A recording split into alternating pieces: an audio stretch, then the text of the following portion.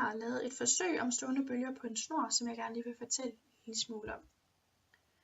I det her forsøg der undersøgte vi sammenhæng mellem forskellige variablers sammenhæng mellem frekvens og hastighed. Vi havde forskellige variabler. Den første var antal buer, så havde vi snorlængden, så snorens spænding, som vi regulerede ved at sætte et lod i enden af snoren med forskellig masse. Vores fjerde variabel var så massen af snoren per længde. Her har vi så et billede af vores opstilling. I den ene ende, der binder vi snoren fast til en vibrationsgenerator, som er koblet til en funktionsgenerator. Den her vibrationsgenerator, den vibrerer op og ned, og det er den, som skaber bølgen, når den indstilles på bestemte frekvenser. I den anden ende af snoren, der har vi fastgjort et lod, som hænger over en trisse. Her kan vi så variere stramningen af snoren ved at ændre på vægten af loddet i måleserierne.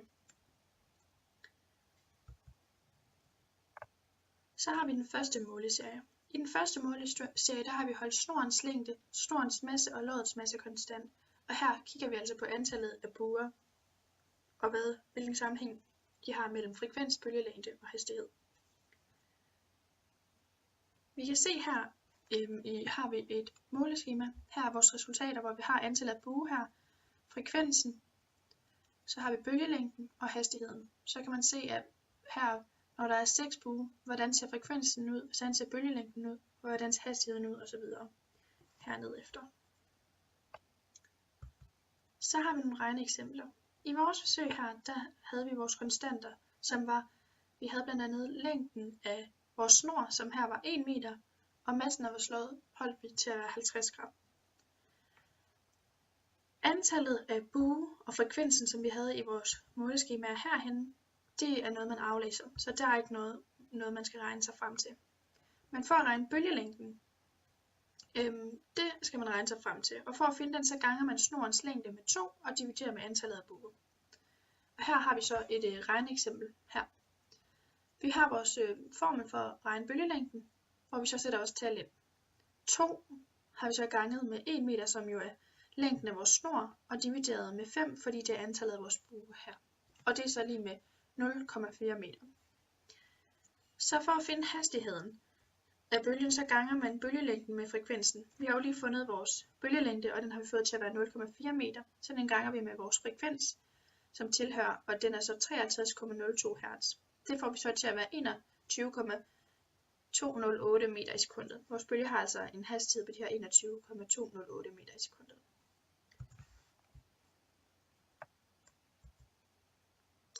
Hvis vi kigger på vores resultater, så kan vi se, at antallet af buer, det ikke rigtig påvirker vores hastighed herom. Den er egentlig næsten konstant, så den er ikke så spændende at kigge på. Men hvis vi så kigger på frekvensen herom, så kan vi se, at der er faktisk en sammenhæng her, at jo flere antal buer der er, jo højere frekvens. Så som i takt med, at antallet af buer falder, jamen, så falder frekvensen også. Og det vil vi lige prøve at illustrere i en graf her. Vi har så lavet en graf, som viser frekvensen som funktion af antallet af buer. Ud af x-aksen her har vi antal buer, og y-aksen har vi frekvensen. Vi kan se, at der er en lineær sammenhæng mellem buer og frekvensen. For hver gang, at antallet af buer det stiger med 1, så stiger vores frekvens, altså med de her ca. 10,858 Hz. Vi kan så konkludere, at der er en lineær sammenhæng. Så går vi til anden måleserie. I den anden måleserie, der holdt vi snorens masse, antallet af buer og loddets masse konstant. Her fokuserer vi altså på snorens længde, og vi vil gerne undersøge, hvilken sammenhæng der er mellem den og bølgelængden, frekvensen og hastigheden. Her kan vi se vores resultater. Først har vi selvfølgelig længden af snoren, som er vores variabel i det her tilfælde, og så har vi igen frekvens, bølgelængde og hastighed. I det her tilfælde, der var vores konstanter, vores antallet af buer, havde vi til 2, og massen af loddet havde vi til 50 gram. Her der aflæser vi snorlængden og frekvensen, så dem skal vi ikke finde. Men vi skal igen finde bølgelængden. Og for at finde bølgelængden, så ganger man snorens længde med 2 og dividerer med antallet af buer, som også sagt før. Her har vi så vist et regneeksempel. 2L, 2 gange L divideret med N. 2 gange vores snorlængde, som her har været 1 meter, divideret med 2, bliver så til 1 meter. På den måde har jeg fundet bølgelængden. Hastigheden, den finder vi igen ved, at vi ganger bølgelængden med frekvensen. Vores bølgelængde er her 1 meter, som vi fandt lige før, og vores frekvens er 20,90 Hz. Det er altså lige med 20,90 meter i sekundet. Man kan her se, at der også er en sammenhæng mellem frekvensen og hastigheden.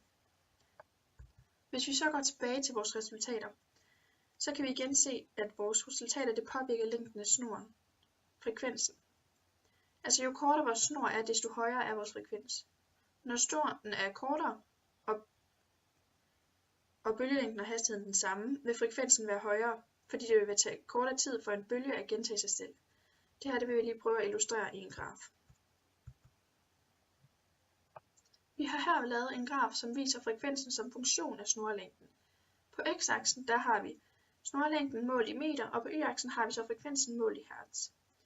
Vi kan se her, at hver gang at vores snorlængde stiger med 1, så falder vores frekvens gennemsnitligt med 106,50 Hz.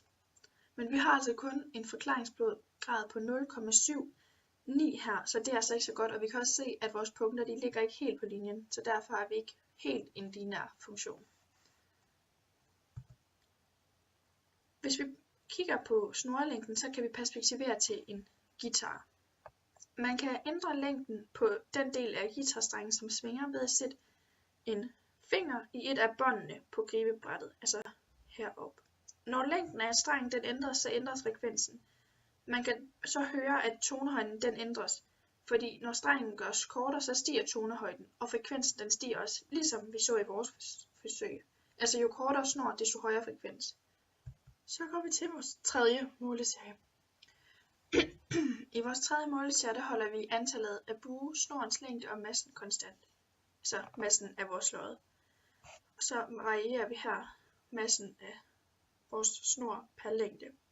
Så ser vi så, hvordan det påvirker frekvensen, bølgelængden og hastigheden.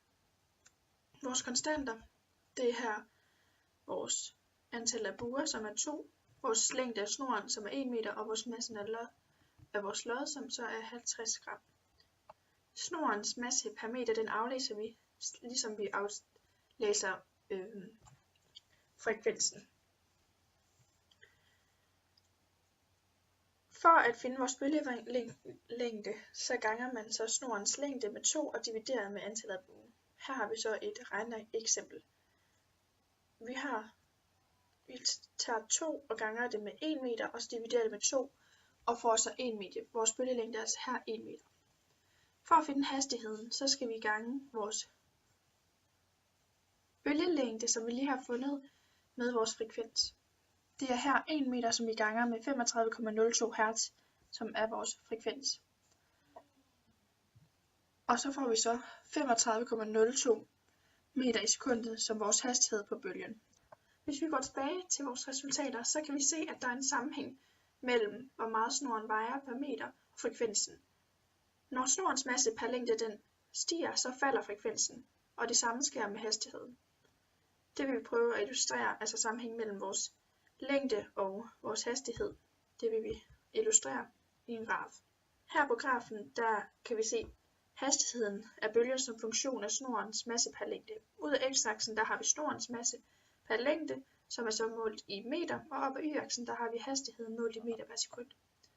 Vi kan se, at hver gang, at vi går ind hen af x-aksen, altså hver gang, at vores snorens masse per længde, det stiger med 1 meter, så falder frekvensen med cirka de her 35,903 Hz. Vi har en forklaringsgrad på 0,82, så det er ikke en helt god graf, men den går an, selvom at vores punkter de ikke ligger helt på en ret linje her. Når man snakker om massen af en snor per længde, så kan man perspektivere til en guitar igen. På en guitar så har strengene forskellige masser. Hver en streng an på en guitar, så kan man høre, at jo højere masse, desto højere tone og jo lavere frekvens. Omvendt, jo mindre masse, desto lavere tone og højere frekvens. Det var det samme, som vi så i vores forsøg, som vi viste før med vores resultater. Så kommer vi til vores fjerde måleserie. I vores fjerde måleserie, der har vi holdt antallet af bue, snorens masse og snorens længde konstant. Og her ændrer vi vægten af lodden, og altså spændingen af vores snor, og så undersøger vi så sammenhængen mellem dæmningen af snoren, frekvensen, bølgelængden og hastigheden. Her har vi vores standard. Det er længden af snoren, som er 1,09 meter, antallet af buer 3, og massen på snoren per længde, den er 1162 gram per meter. Vi har så nogle regneeksempler. Lodden af loddet og vores frekvens, den aflæser vi. For at finde bølgelængden, så ganger man snorens længde med 2 og dividerer med antallet af bue. Her har vi så et regneeksempel, hvor vi har 2 gange med vores længde af vores snor, altså 1,09 meter, og divideret med antallet af bue, som her er 3. Det er 0,727 meter. Det er altså vores bølgelængde.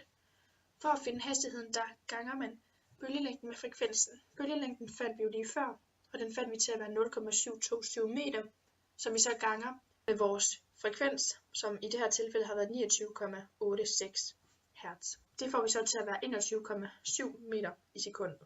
Hvis vi går tilbage til vores resultater, så kan vi se, at massen af loddet, altså spændingen af snoren, den påvirker både vores frekvens, men også vores hastighed. Og det gør den egentlig rimelig lineært.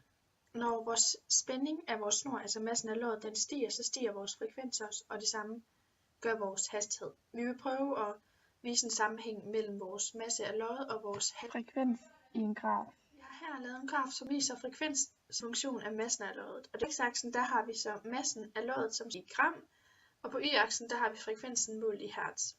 Hver gang at massen af loddet det stiger med 1 gram, så stiger frekvensen med 0,057 Hz. Vores frekvensgrad den er 0,94, så det er ikke helt godt, men prikkerne ligger nogenlunde på den her lige linje. Når man snakker om spænding af streng, så kan man igen perspektivere til en guitar. På en guitar der kan man ændre spændingen af en streng, og så ændrer tonen sig. På guitarens hoved heroppe, der har vi nogle stemmeskruer. De sidder her på siden af guitaren. Dem kan man justere spændingen af hver enkelt streng. Og når man ændrer den her spænding på en streng, så kan man høre, at der er en sammenhæng mellem strengens spænding og frekvensen. Når spændingen den øges, så bliver tonens frekvens også højere. Og på den måde kan en guitarist så ændre på strengens spænding, indtil strengen svinger med den frekvens, han ønsker. Og det var det samme, der skete i vores forsøg. Jo strammere vores streng den var, altså jo mere vores lod varede, jamen desto højere der var vores frekvens også.